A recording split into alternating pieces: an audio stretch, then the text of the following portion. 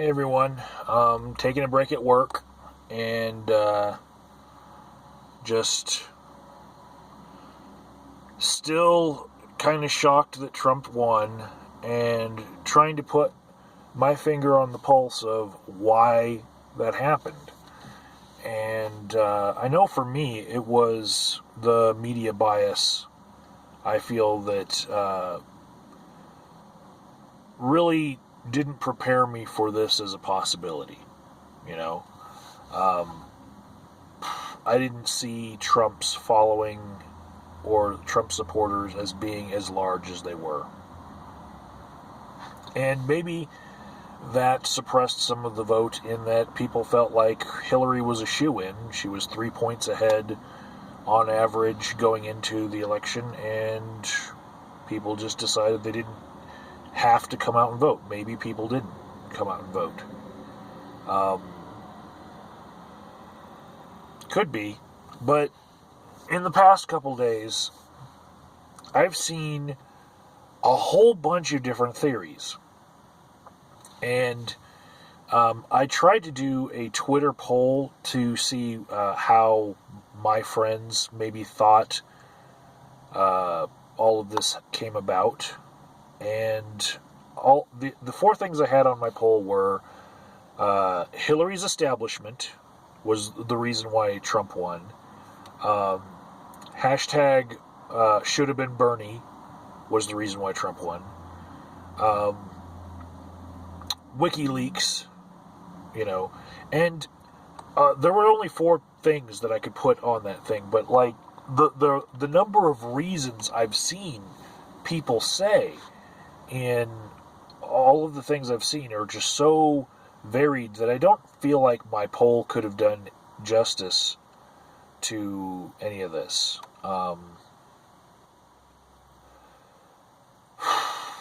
So there were people saying that college-educated Americans were the reason why Hillary lost because they were out of touch with the rest of the country. I've seen people like Samantha Bee said it was white women. White women didn't support Hillary as much as minority women did, so it's white women's fault. I've seen people say it was people sick about Hillary's collusion with the DNC that came out in her emails. I've heard people say Hillary Clinton herself said that it was James Comey from the FBI and his message to Congress, his message that she was going to be under investigation again. That was what she felt took the steam out of her campaign, which was the same thing that Keith Olbermann said on The Closer on GQ, the channel, that basically the FBI made a coup, basically, by giving over the election to Trump, by coming out with that story about Hillary Clinton and then going back on it without they're having enough time to, recover from that. That the timing was such that the FBI influenced the outcome of the election. I've heard people say that it was third-party candidates like Gary Johnson and Jill Stein sucking votes away. I don't personally feel that they sucked votes away from Hillary Clinton as much as those people who didn't come out to vote, which is like half the country. I feel like Stein and Johnson, they're entitled to the votes that they can win with their rhetoric. And if there's people still left out there, like there are with half the country, if half the country's still left not even voting because you can't even get them to come to the table to vote, then I feel like it's not Stein or Johnson's fault for taking like 5% together of the vote away. It's more Hillary Clinton's fault for not being able to energize that half of the people that didn't vote. You know, because it's harder to steal votes away from somebody who's entrenched in their positions than it is to just encourage someone to vote, period, and vote for me. You know, you're not going to change someone's mind as easily as you can get someone to follow their own convictions and just act on them, like by, say, voting. I've heard that it's the Electoral College system. Of course, right now Hillary Clinton is projected to have the popular vote won by, right now on sites that I'm looking at, she's got like 600,000 votes plus. At first it was only like 200,000 more votes that she had in the popular vote. Now it's like 600,000 because a lot of mail-in ballots are being counted. And there are some sites saying that she might actually have in the millions, like 1 or 2 million more votes than Donald Trump in the popular vote. But because of the way that we cut up our country in the Electoral College, basically that's why she's going to lose. And so we need to get rid of the Electoral College and go to popular vote. I've heard people saying that. I've heard people saying that the media bias basically enraged Donald Trump's base, you know, and so they all came out and voted because they felt like he was being treated unfairly. I've heard that it has to do with social media echo chambers because people had been blocking people from the other side so that they never hear anything from the other side of the coin, because it's even after the election, anyone that they didn't agree with, they would be like, block, block, block. It's been a big, this whole election has been people dividing themselves away from their Facebook friends. I've heard evangelicals were the reason because 2 days before the election, Hillary Clinton was called a Satanist with a hashtag spirit cooking.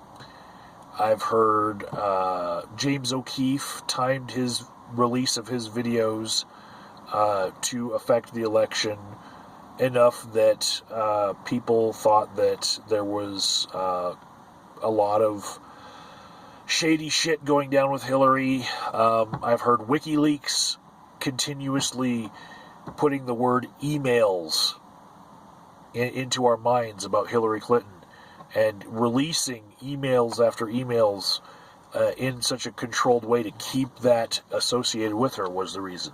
I've heard Bernie Sanders was the reason because he didn't drop out of the primaries fast enough when he was mathematically eliminated from winning, and so therefore Trump got to stay as the lone person in the primaries on the Republican side, whereas it was still between Bernie and Hillary on the other side, and that fed the whole hashtag should have been Bernie movement, where people just didn't come out for Hillary because they wanted Bernie, even though Bernie then campaigned for Hillary and told all of his supporters, please stop Donald Trump. I've heard that it was his fault for not conceding earlier and leaving the Republicans solidified behind Donald Trump. I've heard that it was about healthcare premiums, right? Healthcare premiums went up right as the election was about to happen, and my premiums on November 1st went from $45 a month, and then the people that I work for changed healthcare providers because it was going to be an astronomical price to keep the same provider, which was Kaiser, by the way.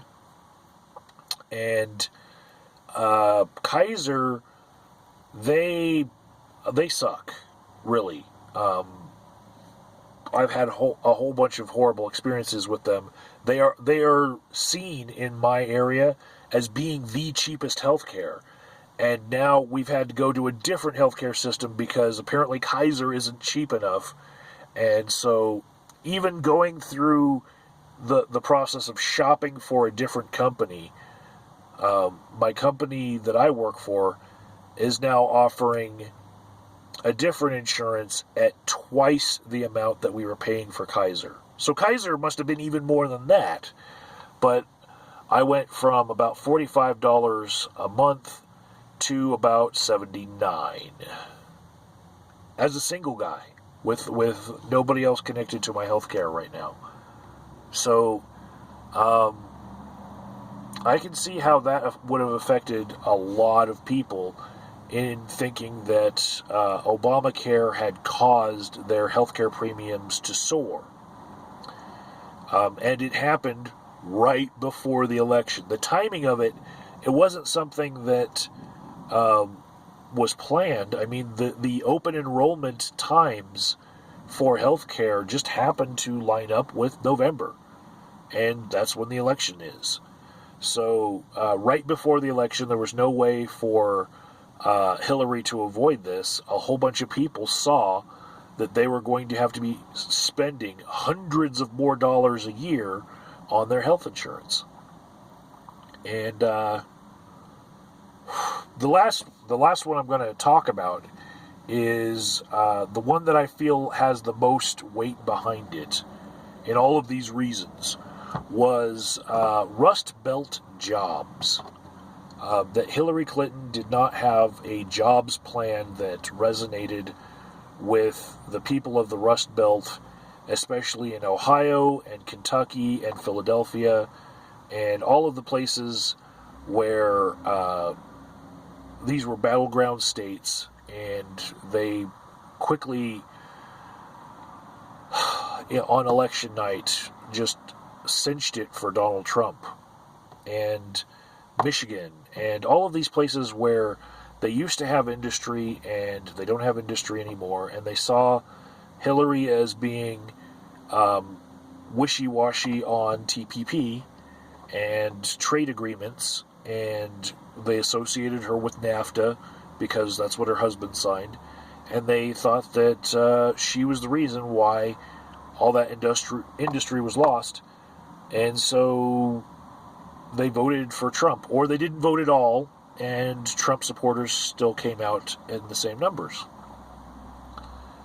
I actually feel like that's the big reason that the way it all broke down, Trump won. I feel like in those states, we need to do something more for those people who used to have great jobs with great pay, and now they have shit. They have empty factories, they have unemployment everywhere, and we need to do something about that. Because if we don't, anybody who is peddling snake oil of I'm going to create jobs and has no plan at all, if they just make them feel better by saying, hey, I'm a successful businessman, when they're not, they're going to get the vote, you know. So we need to do more for job creation in America. We need to do all that we can against people becoming obsolete in the face of technology replacing them, because it's just going to get worse. You know, the people who are worried about their jobs are the people that we need to worry about, because they're voting with their paychecks in mind. They're voting with the ability to put food on the table in mind. And that's what I come away with. But any one of those reasons, or whatever you guys think, could have been the reason that would have tipped the scales in Hillary's favor. There's so many different theories. I can't wrap my mind around all of them.